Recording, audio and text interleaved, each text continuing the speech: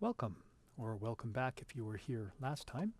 I'm Father Rick Jaworski of the Companions of the Cross here in, well, at least in the background, St. Peter's Square in Rome. Actually, on this second episode, I wanted to talk about God's name in Scripture, but then I thought, for the sake of that, and maybe also for the sake of other things in other episodes, I first want to go back and talk about some ancient versions of the Scriptures. The oldest New Testament manuscript we looked at an image of last time. It was a little wee piece of papyrus found in Egypt from John's Gospel, the Passion of John. And today I'm just going to shift to my little side camera and get a little show and tell showing the oldest complete Hebrew Bible we have, or if you want Christian Old Testament. We have older pieces, but in terms of a complete Hebrew Bible, this oldest one also comes from Egypt, dates to around 1008 AD. Now, whereas in English we write from left to right, and open books at one end, you might say the left end. In Hebrew, it's written right to left, and therefore the front of a Hebrew Bible is at the opposite end, what would first be like at the back of a book. And this is a facsimile reproduction of that oldest complete Hebrew Bible. The Leningrad Codex, because it was in a library in Leningrad, also referred to as B19. Here's the cover of it, and you see this wonderful penmanship. There's B19, and it's heavy as anything. We get to the front, the beginning of the Bible, Genesis chapter 1, verse 1. Bereshith bara Elohim, eith hashamayim ve'eith ha'aretz.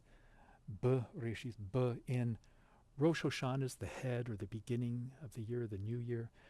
Reshith is beginning. Bereshith, in the beginning. Bara, he created. Elohim, subject to the verb. God created. Eith hashamayim, the heavens. Eith haaretz, and the earth or the land. If you think of Aretz, Israel. Notice here it's handwritten. They don't have spacing between the letters separating the words. When normally people are studying the Bible, whether it's an electronic version or printed version, they're looking usually here about BHS, Biblia Hebraica Stuttgartensia, the Hebrew Bible from Stuttgart, Germany. And it's the exact same text as this oldest Bible, but just, of course, the printing is standardized. All the letters would be standardized, and they do have the words separated by spaces, but they got the same text there as you have here. Just a big top here, you've got actually Torah, Nevi'im, Wakutuvim, or here in this English Jewish Bible, you've got again Torah, Nevi'im, Ketuvim, their way of dividing up Scripture. Torah, the law, the first 5 books of the Bible, which sometimes maybe refer to in Greek terms as the Pentateuch, Pente 5, 2 God's books. Genesis, Exodus, Leviticus, Numbers, and Deuteronomy. The Torah. Navi is a prophet. Nevi'im, that masculine plural ending. Nevi'im, the prophets. And kathav is the verb to write. The ketuvim, the writings, their way of dividing up the Scripture. The Old Testament, the Hebrew Bible, is the law, the prophets, and the writings. Torah, Nevi'im, ketuvim, which sometimes then you might see them referring to the Bible, their Hebrew Bible, as the Tanakh, the T, the Torah, the N, the Nevi'im, the prophets, and the K, the ketuvim, the writings, Tanakh, the Holy Scriptures. Now, going back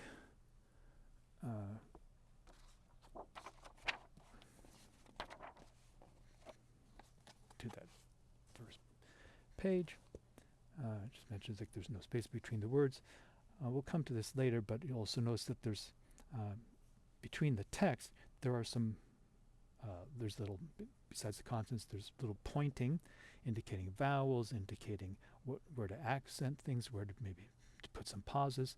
Also at the top, in the margins, top, bottom, side, also even between the columns, there's some marginal notations there. We'll talk about that. I'm going to switch to my, where there we go, my side screen. And here I brought up, again in the Verbum software, their BHS, that's again like that Biblia Hebraica Stuttgartensia, BHS, Old Testament, or the Hebrew Bible. Over here, got the New Revised Standard Version. Actually, if you'll notice, while I'm highlighting over the text, that's that same text of Genesis chapter 1, verse 1, chapter 1, verse 1. As I'm highlighting over the text, as it's lighting up on this side, at the same time, in the English translation, it's highlighting the same words, what's connected, the same words that are being highlighted. You know, in the beginning, Bereshith, in the beginning. Also, when I'm highlighting over words here on the Hebrew, you'll notice at the bottom here, it's not here now because it keeps moving, it's conjugating, it's parsing the words as I'm highlighting over them, which I'm just going to point out here with bara.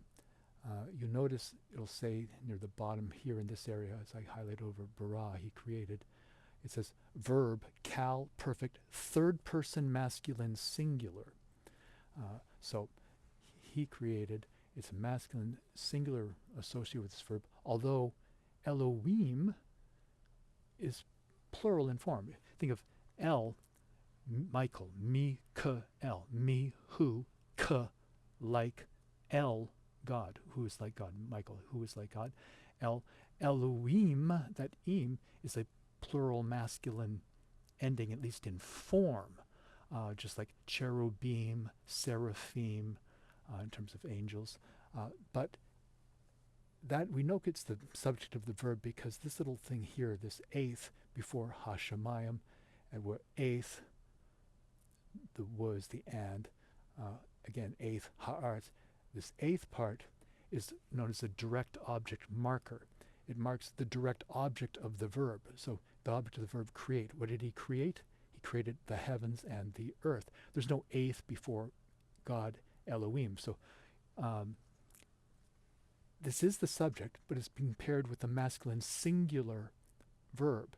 So just because the form might be plural, it's got that im ending, it doesn't mean we're saying God's created the earth. So this is where we have to sort of be careful about modern assumptions, or being very strict, rigid, whatever you want to call it, very fixed, in that this always means this always means that. Similarly with feminine and masculine, just in terms of wording, just like in French, you can la table, the table is French in form. I mean, obviously tables don't have gender. But same thing with Hebrew, whether it's singular, plural, masculine or feminine endings in form, doesn't necessarily always mean that that's masculine, feminine, or plural. Just like here, it's not God's, it's God created, which is said there's no direct object marker with it, so we know it's not the object of the verb, and the verb is singular, masculine, singular, he created. By the way, bara is to work, this particular way of verb to say create is only used with God.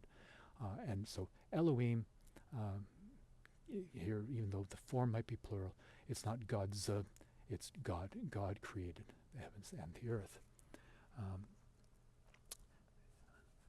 Also, I guess, while I'm saying it, here, he created the heavens, ha, Shemayim, and the earth, the ha-aretz. Ha, this sort of HA sound at the beginning of a word in Hebrew, is the way of putting in the definite article, the.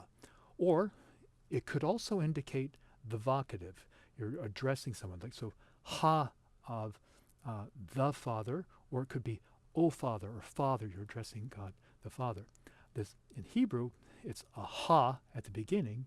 In Aramaic, it's an ah, it's like an AH sound at the end, very similar, but instead of a ha at the beginning, it's an ah at the end, such as in Abba. So, you know, Father, that could be the Father, or O Father, Father, the vocative, you're addressing the Father. So a little difference, but similar, but different there. So in terms of this plural form, then why write plural for God? Why not just say El? Well, I mean, sometimes the plural is used not just to indicate literally plural, but could be a plural of fullness, a plural of majesty. You know, think of the royal we. You know, we have decided, even though it's like me, I. So again, the plural can have other ways that it's being used. And the way also, let's say, we know this particular form is masculine singular, just like in English, the verb to be. I say, I am, you are. That verb to be, when it's used with the first person, I, it's am. Used with the second person, it's are. Or even things like run. I run, I ran, whether it's past tense. The form of the verb can change. Like the different letters that stuck onto the beginning or the end, or different vowels that indicate whether it's singular, the subject is singular or plural, first person, second person, and so on. Let's see what else I have here. Oh, vowels, accents, pauses. Right. So as I said, the sacred text for the Jewish people, there were other Hebrew texts out there, by the way. After a while, they had to decide, okay, this particular set of consonants, this is going to be our official text. And the consonants, as I said, are the sacred text. But without the vowels in there, well, maybe there could be some ambiguity. Maybe if you put in different vowels, it could be different words. After a while, they chose a particular vowel tradition, the Tiberian vowels, as their official part that they always say when they're reading the Hebrew text. So there's all these little dots, and that, let me just see if I can pull up. Where am I here? No, that's not it. Here we go. Actually, first I'm going to switch to my side table. When I was studying Hebrew in Rome, at least in the very first year, our textbook, which is a very common textbook, was Thomas Lambdin's Introduction to Biblical Hebrew. But the way they teach Hebrew, like a lot of times they teach a lot of languages, they don't give you everything about verbs or everything about nouns or everything about thing all at once. They give you a bit of something, a bit of another thing, a bit of vocabulary, then move on. So for example, here, even with the definite article, here's a bit about the definite article, then there's something about noun plurals, here's some vocabulary, here's some exercises, then go into another lesson, the definite article concluded, so split the definite article, you've got some noun plural stuff between it, but not all together. So when it came time for the purposes of studying, after going through this whole particular book, we had other books as well, then I sort of rearranged things for my sake of my study. So it was Thomas Lambdin's Introduction to Biblical Hebrew. So here's I made while I was over there way back when, 1993 I think it was, Lambdin refried. So this is me rejigging it, remixing it up. So all the things that are applicable to one thing are all together. And so it was Thomas Lambdin, so it was Cafe Tommaso. So I made my table of contents is like a menu. There we go. Sorry, there. Appetizers: alphabet soup, antipenulta pasta, gin and proprietonics. I'm a silly person, but for the sake of getting to showing the vowel pointing, we had the consonants, the consonantal text. But then in terms of vowels, the little pointing underneath indicates vowels. So a little dot underneath is an I sound. If it's got the yod with it, it's a long I, like machine, the I in machine. If it's just the dot without it, it's just a short I, like in it. The vowel point, that vowel is called hyrek. If it's two dots underneath, that's an E sound, like in A, like in they, the E as in they, A. That's called it tsere, whether it's with the yod or not. If it's three dots underneath in that sort of triangular, upside down triangle shape, that's sagol, and that's a short E sound like in bet. This shows how a lot of times people will transliterate that vowel, write it using our character set, and they're not always the same. Like here I'm noticing, indicating that in Lambdin's book, he might do it this way, with a dot underneath, or in the journal Catholic Biblical Quarterly, CBQ, they don't have a dot underneath, or in the journal Biblica, they put it as an E with that sort of an accent mark, and so on.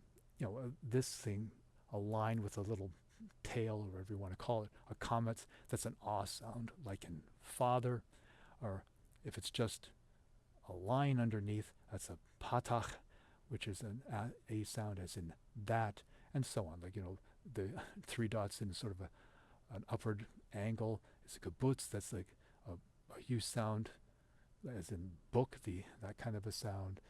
Just a dot above Holem, it's an O sound, etc. Actually, I will bring in this. Two dots, one above the other, a schwa. They say it's like an A sound, like in above, or a.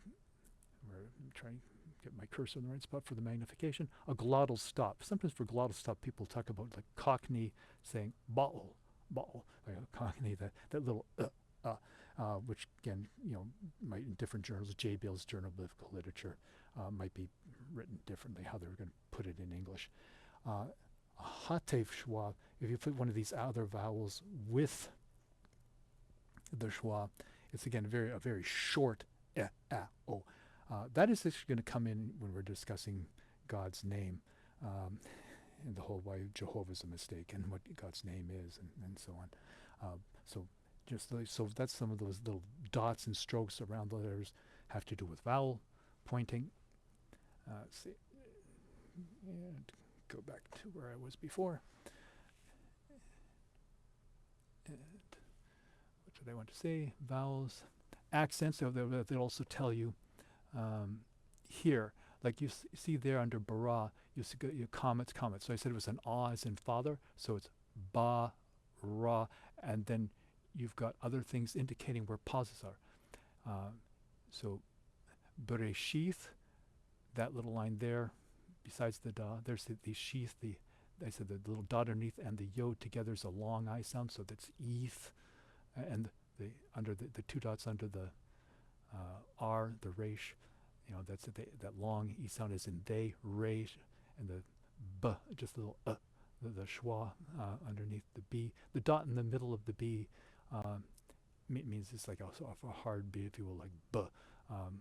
If you said b and you try and blow air through your lips, the b will become a v, of. That's why av is father, but if you double it to say abba, to add that at the end, it becomes a b sound. It's that sort of hard b. That indicates that. So Bereshith Elohim. So Bereshith bara Elohim, that little whatever you want to call the little triangular thing underneath there, indicates a pause. And these two dots at the very end is sort of a major pause. It's almost like the end of the sentence. In the beginning, God created the heavens and the earth. There's a sort of major pause. So you've got pointing indicating the vowels, pointing indicating where to pause. And then the other thing I mentioned, going back to my side book, which I already had open, I'm just going to go backwards because I wasn't on the page I thought I was on while I was still talking. I was saying, there we're going, under the B, the schwa, under the two dots, there's the A, the resh on that little line. There he said ba ra, the comets, the ba ra, el, that's very short E, Elohim, there's that little sort of triangular thing that indicating a pause. Bereshith bara Elohim, little sort of a pause there. In the beginning, God created and the heavens and the earth, and then the two dots there at the end, sort of major pause. That's to the end of that sentence. Sorry for not being on the right screen when I was doing things. Now going back to the side where I mentioned that there's also writing in the margin. So they got the Tiberian vowel pointing, and then the Masoretes. Sometimes this is referred to as the Hebrew Masoretic text, because with the Masoretes, you've got these marginal additions, marginal notations. And the marginal notations are indicating a number of things. One, it's quality control. So if you're copying the text, they might have, indicate in this section there should be this many letters. Count up the letters. If it doesn't add up to this, you've made a mistake somewhere. Then they also have things about how many times things occur. They might have an indication in the margins that, this word, this phrase, whatever, only occurs once here. Or it might be, it only occurs twice in the Hebrew Bible, our Old Testament. here, and it'll tell you where the other part where it occurs is over in here, this book, etc. And although this is the official text, sometimes they, either for theological reasons, want you to say something else when you're reading it, or they know that there's a problem and that it can't be this, and this is what we think it should be. They won't alter the sacred consonantal text, but in their marginaltations, they've got things sort of referred to as kare kathiv. It says that kathav is the verb to write, kathiv, kare, to speak. It's like, this is what's written, but say this instead. We're also going to get talking about that when we get to talking about God's name. Just put that back. And what I want to talk about, textual traditions. Going back to my middle screen and bringing up, yes, this. Okay, so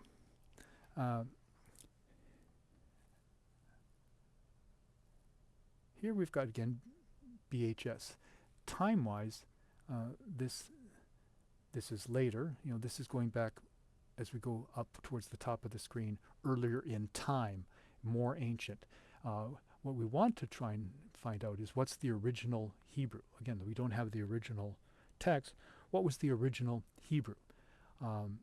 And coming along here, you've got, the consonantal text was fixed. Like there's this manuscript of Hebrew. Okay, this is going to be our official consonantal text, sacred text for the Jewish people deciding about the 1st century AD. Okay, they've got the consonantal text fixed. Then you've got the Masoretes coming in here, 6th to 10th century AD, and the Masoretic text sometimes referred to MT, and they've also got the Tiberian vowels put in there, and you've got sort of our modern BHS, Biblia Hebraica Stuttgartensia. Now, besides that, you've got ancient translations. You've got translations into Syriac. You've got the Syriac Peshitta. We can look at that ancient text. We've got Aramaic Targums. Aramaic, the language, at least at Jesus' time, that was being spoken in the Holy Land, and Targums, their versions of the scriptures. We can take a look at what they say as information to try and get back to the original Hebrew. Then we've got Greek translations. We've got the Samaritan Pentateuch. The Samaritans had their version of the Pentateuch, and we do have that. Qumran. Now this we didn't have till the 1940s and 50s. The Dead Sea Scrolls. Those things date to about the 3rd century to the 1st century, for the 3rd century BC to the 1st century AD. Actually, I'm going to pull out. I'm going to switch my side screen again. Here's from, we have Biblical Archaeology Review. Where water cut through, so they've got all these cliffs, and in them you've got caves, and 1940s and 50s in caves here in the Holy Land off of there in Israel. You've got by this Qumran, this community, sort of archaeology remains of their place where they lived out in the wilderness there.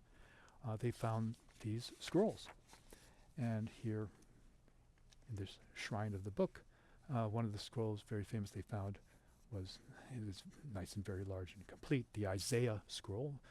So Qumran and the Dead Sea Scrolls, they were sort of important for 3 things. One, we get the writing from that time, so we know what the writing looked like from that time. We've got pieces of the Bible from that time, so we've got some very ancient scrolls like this Isaiah scroll. We had that. And also for diversity of Jewish thought and belief and practices at that time.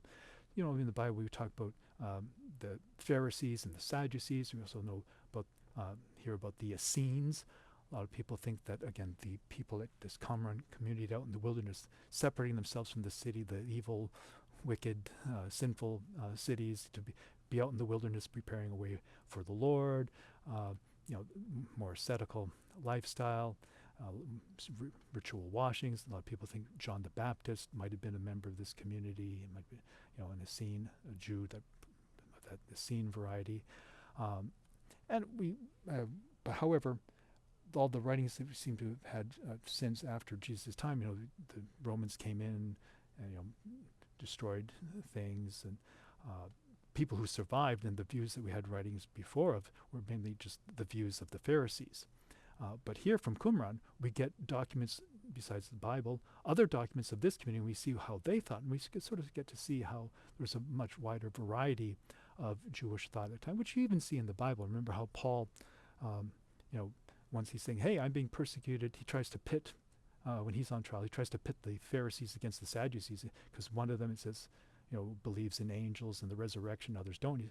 And he's saying, well, hey, I'm on trial here because I believe in the resurrection. And then you get people say, hey, well, maybe an angel spoke to him. Sort of get that infight. You see a bit of difference. We get more of that insight into the differences there in belief. So what the text looks like, pieces of the Bible, just like this Isaiah scroll, also about diversity. So one of the things that, for example, we see from Qumran, we can see that they were expecting two messiahs, a kingly and a priestly Messiah. Which logically, back in the Old Testament, you see you had the kings, but you also had like the high priest. You had king, priest, king, priest, king, priest. So when they're expecting deliverance, salvations, God to send new saviors, they expected a kingly and a priestly Messiah. Two messiahs, not just one. For us, we know that both of those aspects were rolled up into Jesus. And he's got the priesthood and the kingship.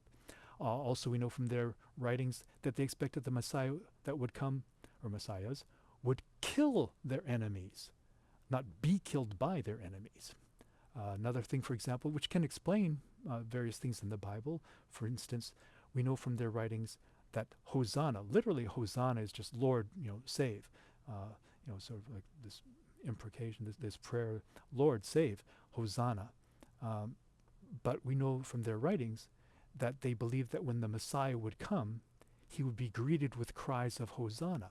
Which is why in the New Testament, when Jesus is coming into the city, it talks about the people crying out, Hosanna. That fits this greeting of the Messiah.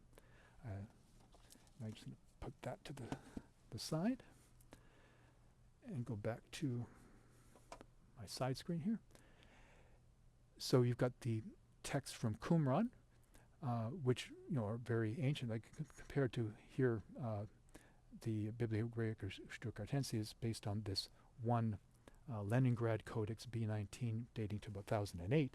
I mean, here in the 1940s and 50s, they discovered these scrolls which date to much, much earlier in time. Then also the Septuagint, the Greek, you also have Latin translation of, there are a number of Latin translations. I mean, you've got the Old Latin, you've got Jerome's Vulgate. What's Jerome's Vulgate? With a number of Latin translations out there, the Pope asked, hey, Jerome, go back, and give us an official, for the church, an official Latin translation. And Vulgate, think of vulgar, it's the language of the people, at least at that time. And after a while, it's no longer the language of the people. At that time, this was the language of the people. So give us an official Latin translation.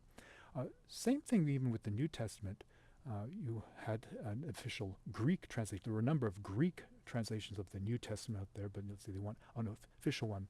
When the Roman Empire became really, really large, it became a little more difficult in terms of time for communication and things to govern and do things administratively for such a huge empire.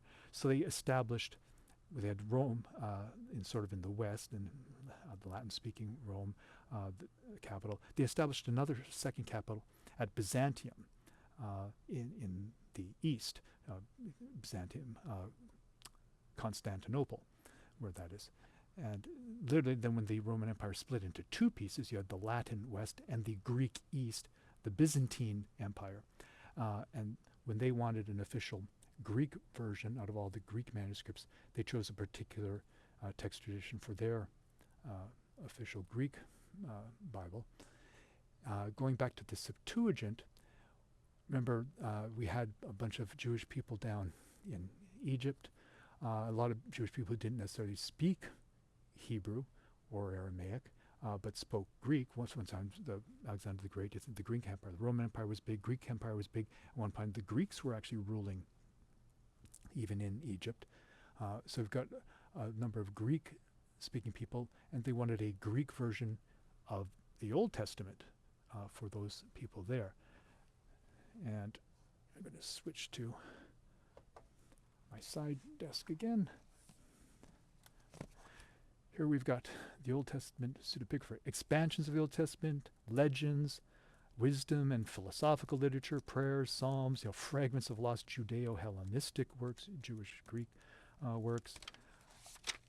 And amongst the documents here, expansion of the Old Testament and legends, we've got the letter of Aristeas, who tells us about the origins of that Greek Septuagint. And we'll see why it's called the Septuagint, why it's also written LXX. Yes, it says here, the so-called letter of Aristeas is a primary source for understanding the Septuagint, the version of the Jewish scriptures in Greek. It purports to describe how the Jewish law was translated from Hebrew into Greek by 72 Jews. Now, here's the 72 part of it. If you think Septuagint, set in, like in French for 7, so 70, 72. Also, you might see it written as LXX. If you think of cuckoo clocks, where you like a V stands for 5 and an X stands for 10, in that same system, L stands for 50. So L50, X10, X10, LXX is 50, 60, 70. So it's also 70, 70 Septuagint, because they said that in Alexandria, Egypt, the Pharaoh, wants to have all the most important books of the world for his big library in Alexandria, Egypt, and so he wants to get the Jewish scriptures, a Greek copy of that. So they get 72 people who, at the same time, go into different rooms, and after 72 days, according to this legend, all come out with the exact same translation in Greek of the Hebrew scriptures, thus proving it's divinely inspired and so on. Obviously, I said it's a legend. But anyhow, that is the legend of where it comes from. But that's why it's called LXX, and also referred to as the Septuagint, an ancient Greek translation of the Hebrew scriptures. So if we're trying to figure out what the original Hebrew is, you can look at an ancient Greek translation and say, okay, if this is the Greek, what was the Hebrew that then they would have been translating from this Greek? And you can take your Hebrew text, you can take your Latin text, your Greek text, Samaritan Pentateuch, all the information you've got to try and recreate best guess of what the original Hebrew is. Now, in doing so, you can do several things. What they tend to do for the Old Testament, for the Hebrew, is go to what they call a diplomatic text, where one particular text is sort of favored. And in this case, that is this Leningrad Codex, the oldest complete Hebrew Bible. Said this thing weighs a ton. And as I said, I'm going to get the printed version, BHS Biblia Hebraica Stuttgartense, the Hebrew Bible from Stuttgart, Germany, sort of the standard edition for that. Or going to my middle screen again, if I put this down, as I have here, here it's BHS. When I'm pulling it up in the scripture study program, it's pulling up BHS. That's the text it's pulling up. But what you'll have when you're trying to translate, they don't necessarily, when they're making a translation to English or whatever other language, just translate this. If you're Jewish, yes, but okay, taking note of the marginal notations when they say this, don't say that. So your Tanakh, your Jewish English version, is going by this. That's their sacred text, made with adjustments from the marginal stuff. But when you're translating for other people, Christians, for our Old Testament, these critical editions will have a critical apparatus at the bottom of the page, where they'll put in the variants, the variations, like, oh yes, but okay, in other Hebrew manuscripts it says, at this point it says this, or in the Greek it says this, which would imply the Hebrew this, or the Latin. And based on all the information that they have, they try and make the best guess as to what the original Hebrew was, and then translate from that. But the way it is that it's this one text, this one manuscript. That's sort of what's been the standard. Those are some new changes nowadays. which is different from how they do the Greek New Testament. The Greek New Testament, they do an approach that's called an eclectic approach. Rather than the diplomatic approach, it's an eclectic approach, meaning that they first try and give not just what's in one particular manuscript and have everything else in the critical apparatus at the bottom. They recreate what they think is the original Greek text in the text itself. And so it's not a text in a manuscript that exists anywhere. It's like, well, in this part, it's actually what these manuscripts have. In this other little part, it might be, okay, that's in what these manuscripts have. They try and recreate it that way. So it's an eclectic text. It's not a text that exists anywhere, but they're recreating what they think is the original, and then everybody will make a translation from that. And at the critical apparatus at the bottom, they give the variants. There's sort of two main editions for that. There's the Nestle Aland and the United Bible Society's Greek New Testament. So you might say UBS GNT, UBS United Bible Society's GNT Greek New Testament, and Nestle Aland. Now, they were different, but the last number of editions, they've been in sync. So it's a committee of ecumenical scholars. You've got Christians of various denominations work together, Catholics, Protestants, and come up with what they think is the original text. But then why have two? Like the last ones, like GNT 3, and I forget if it's GNT 3 is the same as NE 26. GNT 4 is the same as NE 27. I forget, that might be correct, but it's like that. So why bother even having two? Is it just a matter of publishing? Well, no, where they come in differently then is in the critical apparatus at the bottom. The Nestle Aland will give more variants in their critical apparatus. The Greek New Testament will give fewer variants, but more information on them. They've even got a companion volume here, a textual commentary in the Greek New Testament, where they'll go through and they'll explain why they made the choice they did, and also give it a rating. As you can see here, A, or here, B. They'll rate as to how certain they are that that's the original. Actually, speaking of the BHS and the GNT, the Greek New Testament, United Bible Societies, I don't know if they still do, but if you were studying Greek or Hebrew, for doing Bible study, they used to, you can check with them, would give you a free copy of their Greek New Testament and of the BHS for the Hebrew Old Testament. And in terms of chapters and verses, those didn't come in until like the 1200s through the 1500s. First chapters, then verses. For example, the first verses in the New Testament were put in by a French printer, Robert Etienne, in 1551. So the verse numberings and the chapter numberings came in later. Now, sometimes you might see like a verse looks like it's missing in the Bible. What's going on there? Let's not have you look at a blank side thing. Let's at least give you something to look on. I'm going to tell you what. Let me find something that's a little nicer to look at.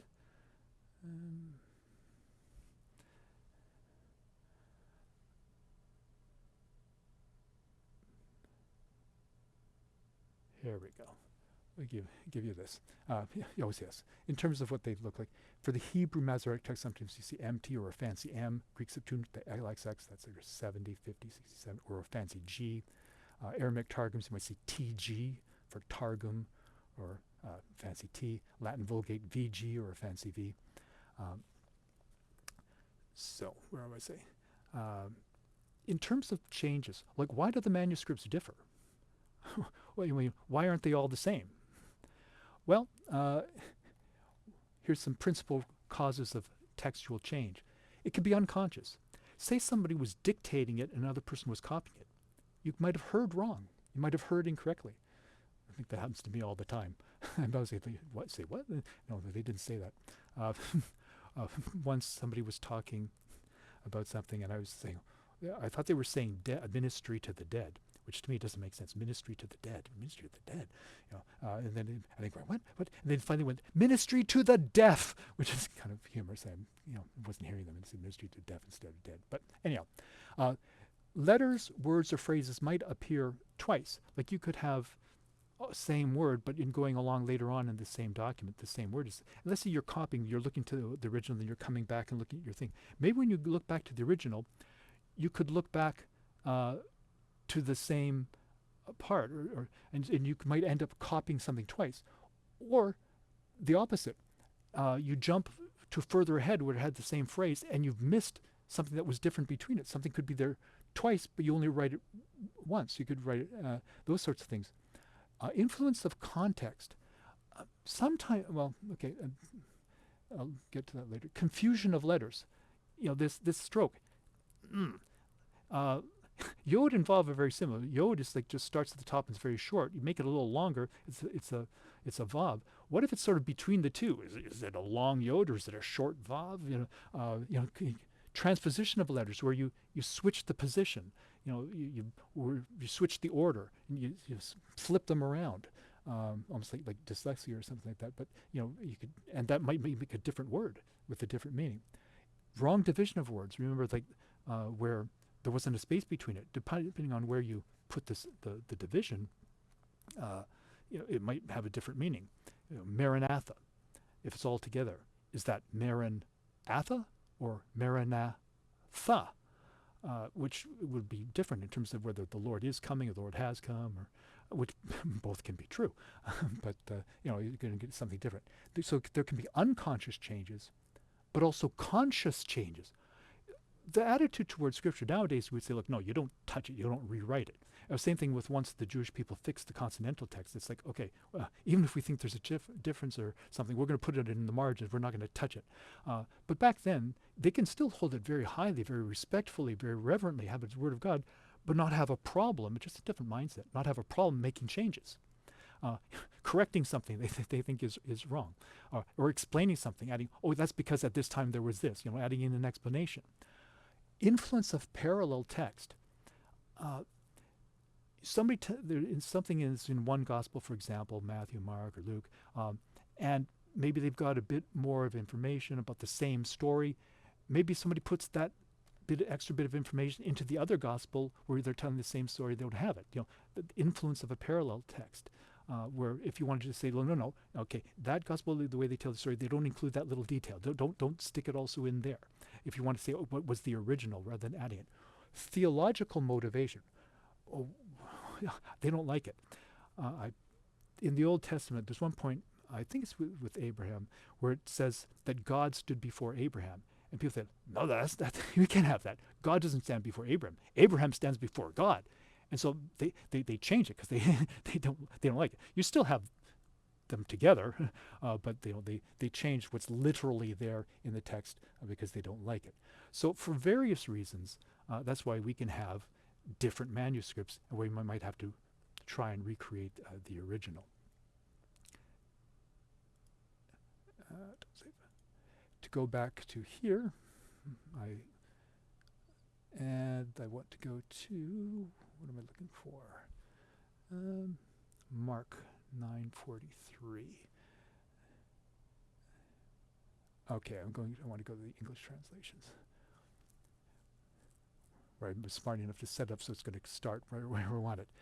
As an example of these things here, where you've got this bit about hell and the fire not going out or the worm not dying. So this is Mark chapter 9, verse 43.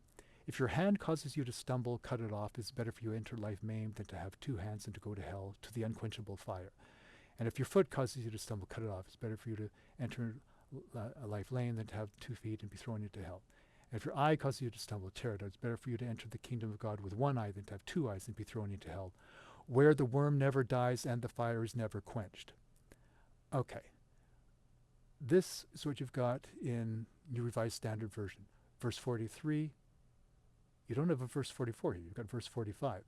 You don't have a verse 46 here. You've got verse 47. And then 48 is where the worm never dies and the fire is never quenched. Same thing with the New American.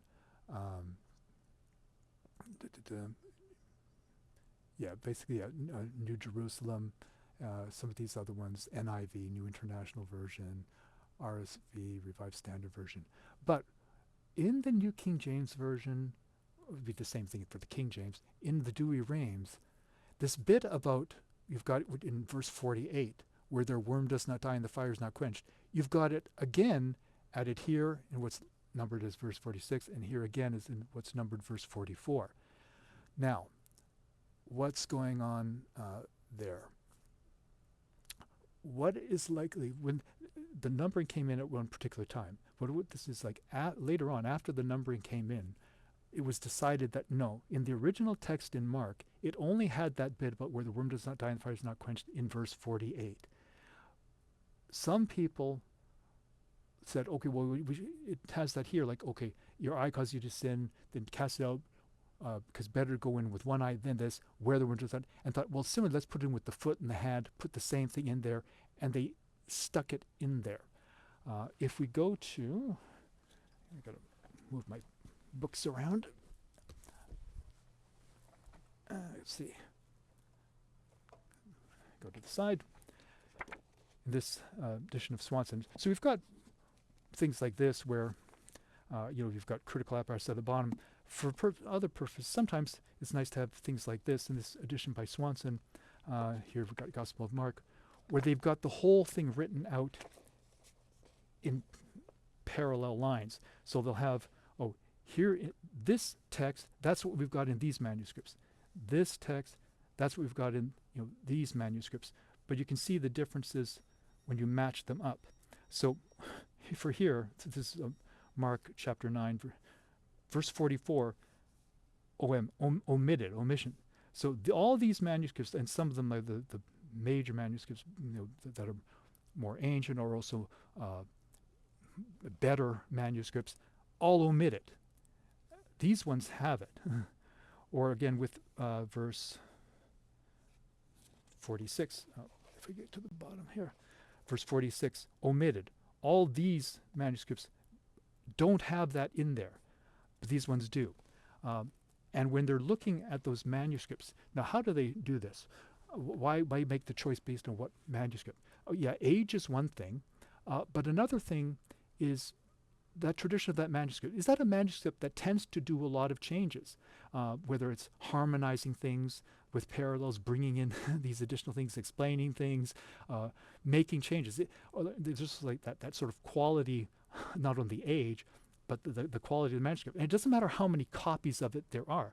For example, I could have a photocopy machine. I could have one manuscript that's a tradition that doesn't make a lot of changes, whatever, and another manuscript that makes a lot of changes. And I can run that one through a photocopy machine, make 1,000 copies of it. It doesn't matter if there's like 1,000 different manuscript copies of that one, because an adage is manuscripts are weighed, not counted. And so again, what we have here is when they're looking at the beginning based on the quality of manuscripts, the ones that make more changes, make more additions, the age, and all sorts of other factors, and also what might explain things. Would it be more likely that they would have had it here and people would have cut it out? Just going back to, sorry, I'll get my right screen here. Okay. Would it be more likely that this was in there and some manuscripts took it out? Or would it be more likely that it was in here just the once and some people put it in? All those sorts of things are what's weighed in making these decisions.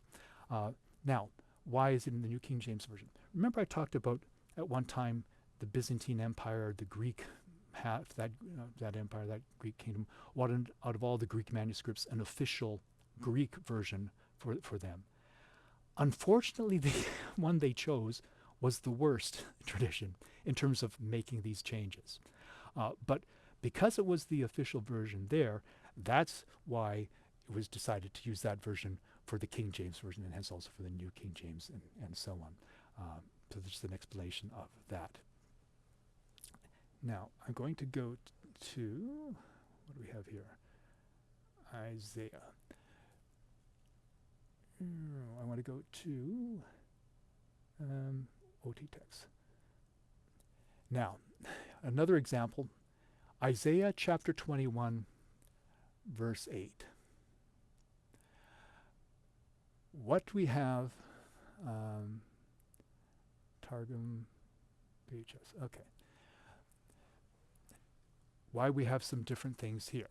Now what I've got in these columns, I've got the actual text, for example here BHS, the actual BHS text, Tanakh, that Jewish English translation of BHS, the Hebrew Bible, Biblical Hebrea Cartensia, that Leningrad Codex.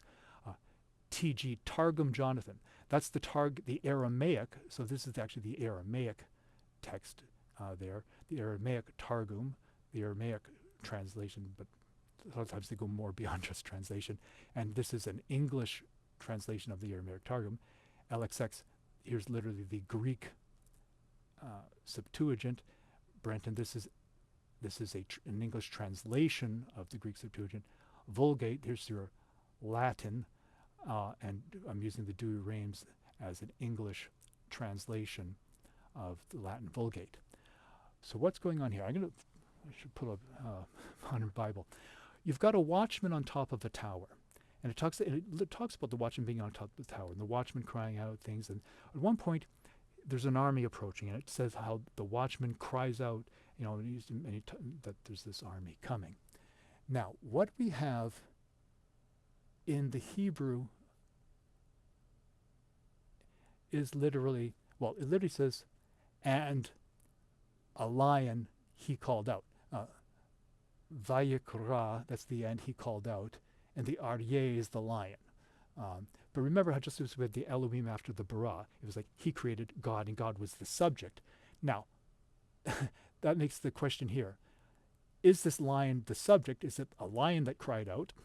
Or did the person cry out, the watchman cry out, a lion? Or things like that. How do they handle this? There's a tricky thing going on here that they're not quite comfortable with, and you can see it in how they try and handle it.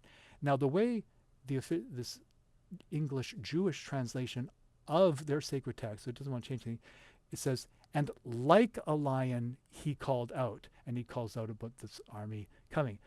But there's no like here. Remember I said, Michael, me, k, l. There's no k. That letter's not in there. So that's a little bit of fudging there, but that's how they're dealing with it. If you go to the Greek Septuagint, Kai, Kalason, Urayan, they're taking, that's their way of writing in their Greek letters. Here in English, it's got Urias, the way it's writing that. So again, we're transliterating the Greek. That Greek is transliterating the Hebrew, Aryeh, Ur.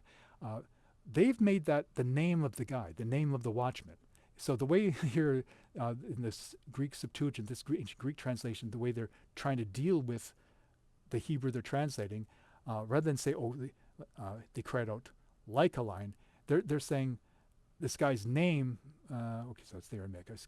This guy's name was Lion, and Orion, or Aryeh, or Uran, and he cried out. Now, that's not something that seems implausible, because in terms of names like Michael, Mikael, there are what are called theophoric names. God is strong, God is this, but there are also names of animals. Caleb, Caleb is one of these names in the Bible. Caleb literally is dog, or Ze'ev. Ze'ev is wolf. That's what that means. Or you think of when we do Leah and Rachel. Leah is cow. Rachel is ewe, a female sheep. Deborah is honeybee, and so on. So it's possible this guy's name could have been lion. So yeah, lion cried out. So we've got cried out like a lion, but there's no like there. We've got them saying, okay, his name must have been lion. We have Latin Vulgate, inclamavit Leo. They're actually, they're being true to the text. And the Latin Vulgate, et clamavit Leo. And a lion cried out. Okay, well, okay, there's something there. We've got an interesting thing going on in the Aramaic Targum, where it gives the same thing. So they've got the bit about it coming out. The prophet said, the sound of armies coming with their standard of a lion. Okay, as is the Aramaic Targum, a lot of times it's almost less of a translation that it goes on. It really expands on things. But at least you can tell what's sort of going on here.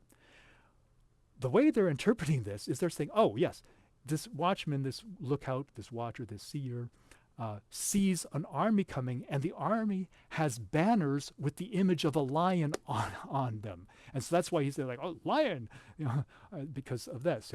And the prophet said, the sound of armies coming with their standard, their banners, their standard of a lion. And you can think of you think of emblems and shields, coats of arms. People could have lions and things like that. So you can see that all of these, at least at the time that they're making these translations, the Septuagint, the Greek Septuagint, the Aramaic Targums, they're trying to deal with this, and but there seems to be something weird going on here. This is where, and they're dealing with those things in ancient times. But they said the Dead Sea Scrolls were discovered in the 1940s and 50s, and they had an Isaiah scroll. I showed you the picture of that. And if we go, this is an English translation of the scriptures from the Dead Sea Scrolls. You go again to Isaiah chapter 21, verse 8. The lookout shouted, "Oh Lord, the lookout." A more ancient version than Codex Leningrad actually has the lookout. Now, what happened here? I'm wondering if it was transposition of letters.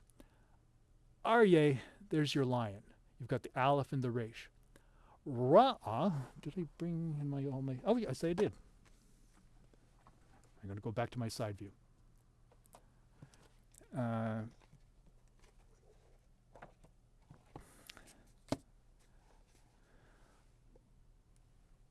Ra'ah, the Resh and then the Aleph. Ra'ah is the verb to see. You could have the word seer. Did you get a transposition? Did they flip? Was what happened that they flipped around the Aleph and the Resh instead of Aleph Resh? Was it? Did they transpose them? Was it Resh Aleph? Was it saying literally seer and it became lion? Whatever it was, at least at Qumran, we do have that had the seer, which the seer, the looker, the lookout, the watchman. So yeah, because earlier on in the text it does actually have the watchman. So yeah, the watchman cried out. They say the army. So it's not, I don't think, like it has at Qumran. Not, he didn't cry out like a lion. It wasn't a lion that cried out. His name probably wasn't Lion, or they wasn't that. Oh, he said that he saw them having banners with a lion on it. It was just the lookout cried out. Which before the 1940s and 50s, we wouldn't have had that. So. Enough for today. I said I wanted to talk about God's name, but I got sidetracked by wanting to talk about these things first because it's going to come into play when I want to talk about things like the Greek Septuagint when it comes times for God's name, or when I want to talk about the vowel pointing and God's name, or those what's in the margins. This is what's written, but say this before we can get into that. But God bless you. Have a wonderful day. I'm going to cut to my little end screen, and thank you very much for watching.